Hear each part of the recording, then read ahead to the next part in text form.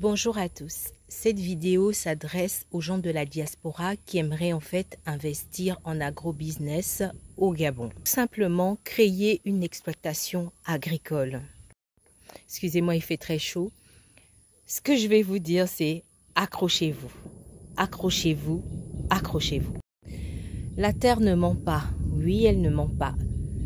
Le pays a besoin d'être en autosuffisance alimentaire. Oui, c'est vrai. Mais ne viens pas sans armes. Sinon, tu vas te planter. L'arme principale, c'est la connaissance. La connaissance dans le domaine que tu veux aborder. Dans l'agriculture, il y a beaucoup de points qu'il faut connaître. Déjà, il faut savoir si tu veux faire du maraîchage ou si tu veux t'orienter vers l'agriculture vivrière ou autre chose. Ce qu'il faut que tu saches, c'est que tu seras seul, à moins que tu aies les moyens de te faire accompagner par un ingénieur agronome, par des gens que tu pourras payer pour t'aider à défricher ta plantation ou quoi que ce soit.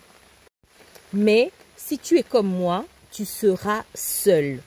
Et ta principale arme, ton principal ami sera ta connaissance, seront tes connaissances. Jardiner sous les tropiques n'est pas chose facile. Vous avez le temps, donc la pluie, la chaleur, l'humidité, qui sont en fait des éléments qui favorisent les maladies au niveau des plantes. Vous avez également les ravageurs qui sont extrêmement voraces, qui peuvent vous manger toute une culture, qui peuvent vous dévaster une culture en une semaine, même en moins d'une semaine. Tous ces éléments-là sont à prendre en compte lorsque vous allez devoir mettre en place un plan de culture ou un calendrier de culture. La plupart du temps, quand les gens arrivent, ils défrichent un environnement, leur environnement où ils vont planter, et ils commencent à planter, ou ils mettent de la fiente de poule. C'est quoi le projet? Ce que j'ai observé, c'est que les gens mettent la fiente de poule à toutes les sauces. Ce qu'il faut savoir, c'est que la fiente de poule est riche en azote. Tout dépend de ce que vous allez mettre comme plante dans le sol. Et ce qu'il faut savoir, c'est que le sol a déjà une réserve en azote de façon naturelle. Donc parfois, mettre de la fiente de poule en plus peut vous créer des désagréments dans vos champs. La plupart du temps, les gens confondent fertilisant et amendement. Fertilisant, c'est pour la plante, donc on nourrit la plante. Amendement, c'est pour le sol. Donc, lorsque vous démarrez vos cultures, le mieux, c'est toujours d'amender le sol.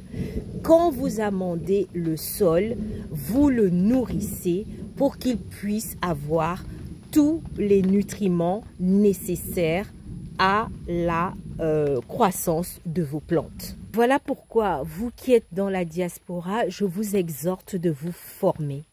Vous avez tout pour vous former. Si vous ne pouvez pas aller dans un lycée agricole comme je l'ai fait pendant une année, vous avez des professionnels qui vous proposent des formations de 15 jours, d'un mois. Arrangez-vous à avoir une formation de base pour que lorsque vous viendrez au Gabon, vous ne serez pas désespéré. Parce que croyez-moi, vous serez seul face à votre terrain. Si vous n'avez pas les connaissances et les moyens de vous payer quelqu'un qui en a. Aujourd'hui, je remercie ma formation, la formation que j'ai reçue, parce que j'ai tout. J'ai tout pour démarrer. C'est-à-dire que je suis arrivée sur le terrain. Je savais déjà où je positionnais mon petit atelier, où j'ai mis mes 2 serres, comment j'allais interagir avec le milieu. J'ai choisi de ne pas abattre des arbres pour avoir une ombrière naturelle. J'ai créé un bac à compost. J'ai créé en fait à l'air libre du compost essentiellement de feuilles. Tout cela pour amender mes bacs de culture. Je fonctionne essentiellement avec de la graine, donc il me fallait absolument du terreau de semis. Voilà, mais comme j'en ai pas, donc j'en ai acheté dans un magasin de la place, sauf que là-bas, ils n'ont pas de terreau de semis, donc j'ai essayé du terreau normal, malgré le fait que je l'ai tamisé. En fait, mes semis ne prenaient pas. Et du coup, je me suis dit, j'ai utilisé ma terre. Et ce qu'il faut savoir, c'est qu'à certains endroits de mon terrain, j'ai de la terre riche en matière organique, donc de la bonne terre noire. Et à certains endroits du terrain, j'ai vraiment une terre ultra sablonneuse. Alors, ce que j'ai fait, j'ai allié les deux, j'ai tamisé tout cela et j'ai réalisé mon propre terreau. Et aujourd'hui, mes semis se portent beaucoup mieux. Je rappelle ici que si je n'avais pas fait ma formation, je ne l'aurais pas fait et je ne l'aurais pas su. Sachez que je travaille seule, que ce soit dans l'aménagement de mes massifs, que ce soit dans les semis, l'entretien des cultures, je fais tout seul. Moi, c'est la passion qui me guide, c'est la passion qui m'anime. Et vous? Ce sont vraiment des questions auxquelles il faudra répondre. Ce n'est pas parce que l'agriculture est aujourd'hui plébiscitée qu'elle est ouverte à tout le monde. Non, elle n'est pas ouverte à tout le monde, comme tous les métiers. C'est un métier difficile. Il faudra vous lever même quand vous n'en avez pas envie. Voilà pourquoi il est important d'abord d'aimer ce que vous allez faire, d'avoir les connaissances sur le métier, sur les techniques agricoles et pour pouvoir vous lancer sereinement. Sans oublier que vous travaillez avec la nature. La nature est imprévisible. La nature est changeante. On vit actuellement le changement climatique sur toute la planète et le Gabon n'y échappe pas. Donc, il faudra vraiment prendre conscience de tous ces éléments pour vous lancer. Pour partir sur une note positive, sachez que vous pouvez tout faire. Tout vous-même, par vous-même. Voilà, c'est ça la bonne nouvelle. Nous avons cette chance-là d'être dans un pays tropical. Les terres sont agradées, les terres sont fertiles, mais lorsque vous défrichez les forêts, lorsque vous débarrassez les forêts de leur première couche de matière organique, il ne reste plus rien. Donc c'est maintenant à vous d'aggrader le sol naturellement. J'entends par-ci par-là qu'il faut commencer avec des hectares. Non, vous n'êtes pas obligé de commencer avec des hectares. Même 500 mètres carrés, il suffit de vous concentrer sur des cultures maraîchères, par exemple, avec un cycle court. Vous pouvez y arriver, si vous le faites bien. Il est important aujourd'hui d'être dans l'excellence et pas dans l'à peu près. Si vous avez 500 mètres carrés de surface et que vous cultivez les aubergines et du piment ou du gombo, vos gombos et vos aubergines doivent être de qualité excellente.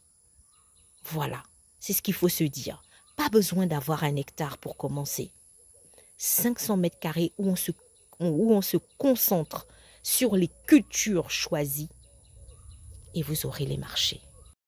L'épine que nous avons au pied, c'est à peu près. Nous n'en pouvons plus de l'à peu près. Les autres visent l'excellence, ont visé l'excellence. Pourquoi pas nous? Pourquoi on doit toujours faire à peu près? Il est temps d'abandonner l'à peu près et de faire face à l'excellence. C'est-à-dire que quand on livre un légume, le légume doit être excellent. Voilà. Ce n'est pas parce qu'il sera biscornu ou il aura un aspect pas beau.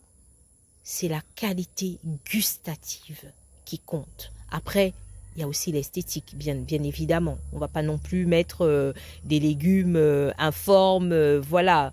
Mais on doit se concentrer sur la qualité des produits que l'on délivre aux clients. L'excellence doit aujourd'hui faire partie de ce que nous avons envie d'offrir aux autres. Nous sommes des magiciens parce qu'on part d'une petite graine pour arriver à quelque chose de grand. Voilà. Et c'est ça en fait que j'aime dans le métier d'horticulteur. Élève me l'avait dit quand j'avais expliqué ce qu'est un horticulteur. Et il m'avait dit ça avec beaucoup d'amour. Il m'avait dit, écoutez madame, donc vous êtes le médecin des plantes? Oui, je suis le médecin des plantes. Parce que je la fais germer, je veille, je la fais grandir. Donc je veille à ce qu'elle ne soit pas malade. Je veille à ce que quelqu'un ne vienne pas la manger ou la contrarier. Je veille à ce qu'elle ait toujours de l'eau. Je veille à ce qu'elle ait toujours à manger. Je veille à sa croissance. Pour que lorsqu'elle sera grande, elle pourra offrir l'amour que je lui ai donné aux autres. C'est ça un horticulteur. C'est ça un agriculteur. C'est ça un maraîcher. À bientôt.